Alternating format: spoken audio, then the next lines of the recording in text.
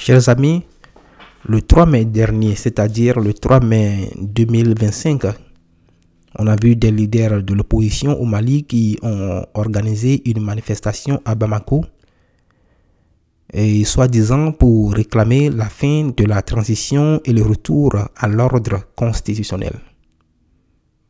Mais voyons, pendant que le pays est en guerre, pendant que les soldats tombent au front, des gens sont en train de manifester pour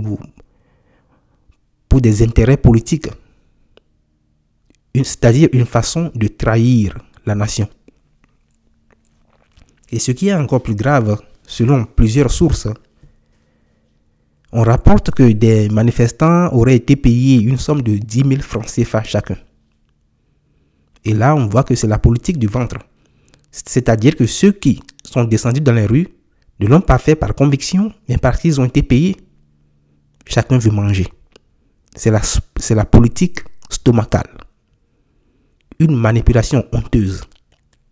Alors que des millions de Maliens souffrent encore de l'insécurité.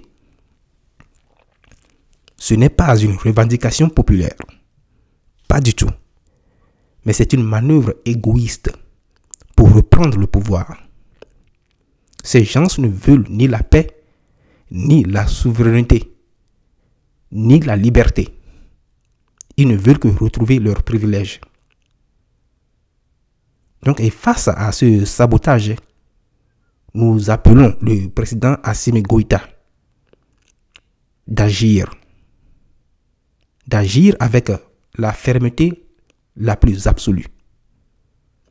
Parce que ces fauteurs de troubles doivent être punis sévèrement et conformément à la loi.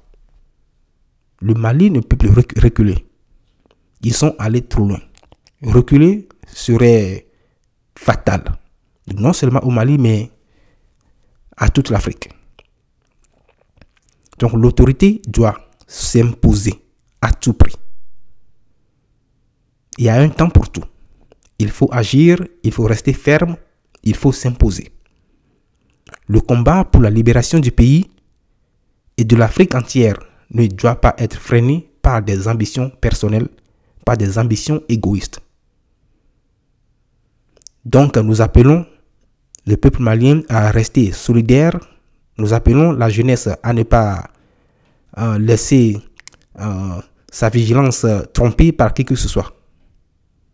Il faut aller de l'avant. Il faut faire confiance à Assimi Goïta et à son équipe. Vive le Mali, vive l'AES. À bon entendeur, à plus.